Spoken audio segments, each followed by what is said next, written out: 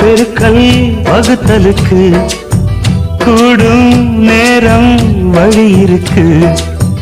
இருக்கிற நாள இருவரும் சேர்ந்து இணை பிரியாம கழிச்சிட வேணும். ஏதோ ஏதோ சொல்ல தோணும். அட உன்னோட உன்னான மூணாகும். அது இப்போதும் எப்போதும் தேனாகும். பள்ளிக்கூடம் போகலாமா, அதுக்கு புத்தகத்தை வாங்கலாமா? எல்லோருக்கும் நல்ல பாடம் சொல்லாமலே புரியும் பாடம்.